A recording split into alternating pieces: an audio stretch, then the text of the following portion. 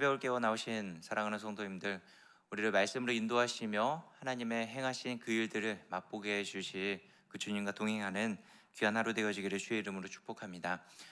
지금 우리가 살펴보고 있는 예레미야 49장 말씀은 여러 이방 나라들에 대한 멸망이 선포되어지고 있습니다.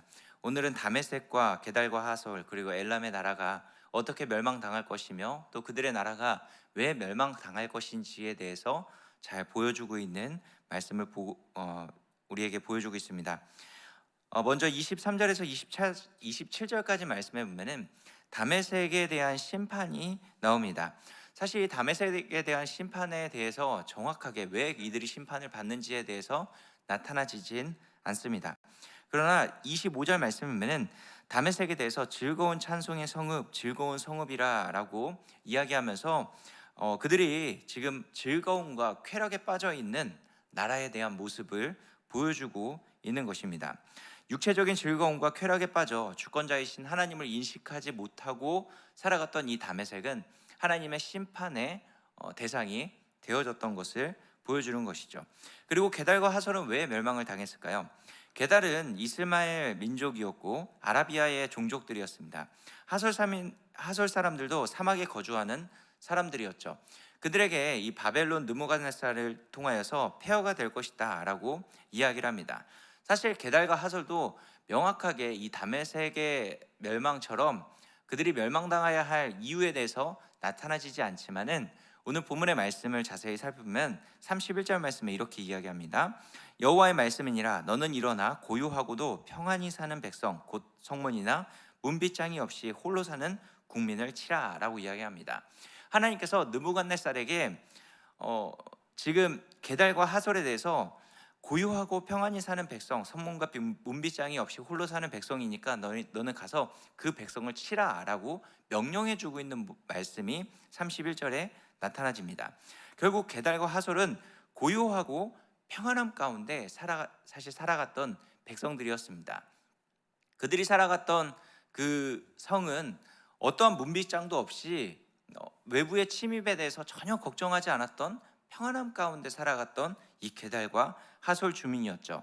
그러나 이들의 모습이 하나님께 심판받을 모습이라는 것입니다. 왜 그들이 심판받아야 했을까요? 하나님을 떠나 있는 고요와 평안함이 그들을 지켜주지 못했던 것입니다. 아무리 세상적인 평안과 아무리 세상적인 안녕을 누린다 할지라도 그것이 영혼의 안정을 주는 것이 아니라는 것입니다. 지금 열방은 하나님의 계획에 의해서 하나님을 떠나 있는 자들의 최후의 모습을 하나씩 보여주고 있는 것입니다.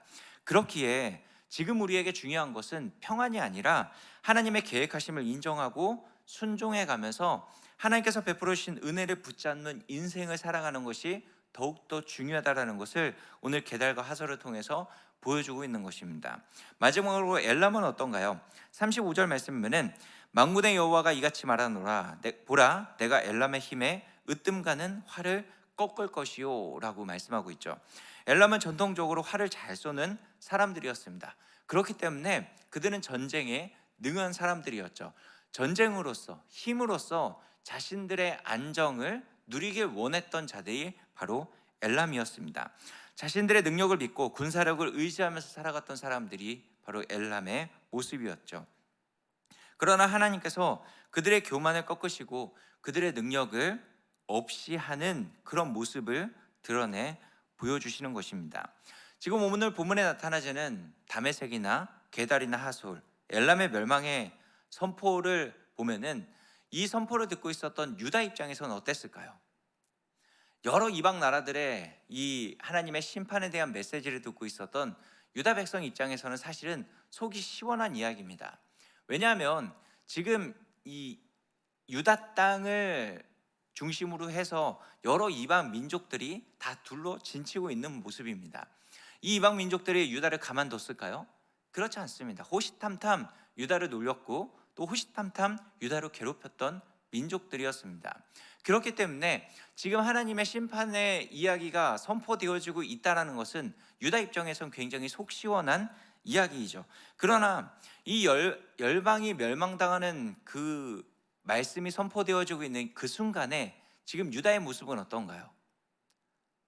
우리가 계속 살펴봤던 것처럼 지금 유다도 멸망당하고 있는 상황 가운데 놓여져 있는 것입니다. 지금 예레미야가 이 말씀을 어디서 선포하고 있을까요? 지금 이방 땅에 가서 선포하고 있을까요? 그렇지 않습니다. 유다 땅 그 한가운데서 이방의 멸망을 선포하고 있는 것입니다. 멸망의 대상인 이방 나라에 대한 선포를 유다 땅에서 하고 있는 이유가 무엇일까요?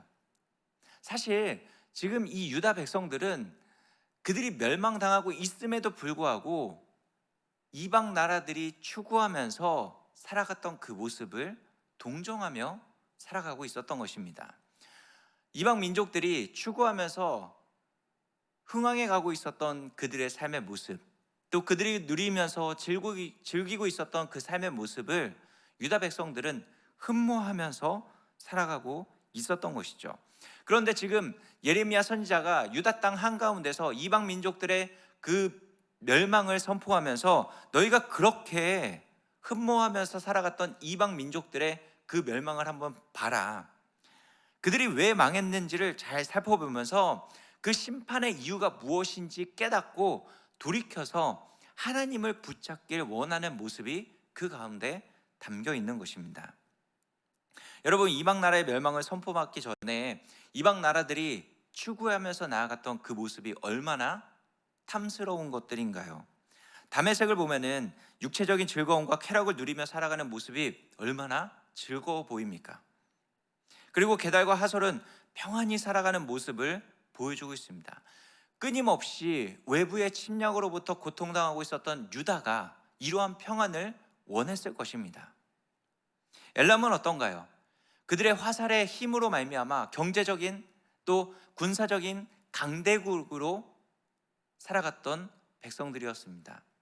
유다도 그것을 원했던 것이죠. 강력한 힘을 가지고 자신의 나라를 지켜나가길 원했을 것입니다. 이방 나라들은 하나님의 생명에서 단절되어져서 그들의 종말은 심판이라는 것을 지금 예레미야 선지자를 통해서 전해 듣습니다.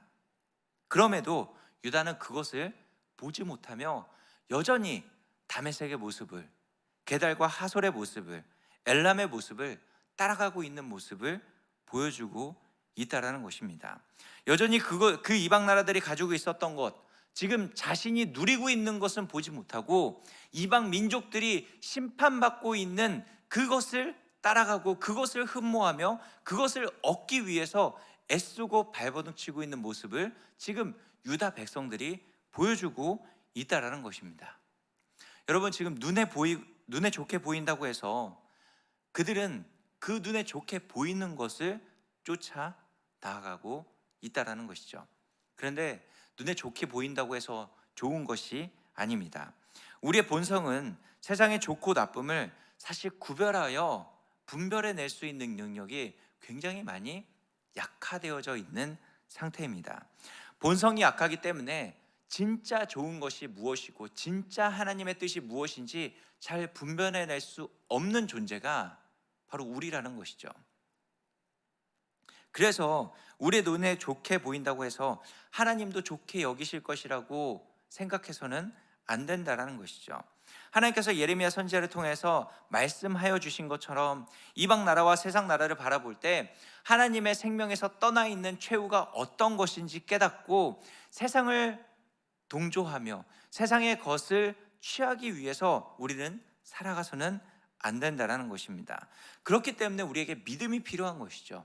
믿음으로 말미암아 세상을 살아가지만은 세상의 것을 취하면서 살아가는 것이 아니라 믿음 때문에 늘 하나님의 말씀을 중심에 두고 믿음이 있기 때문에 하나님의 말씀에 힘들더라도 어렵더라도 그 주님의 말씀에 순종해 나아가는 것입니다.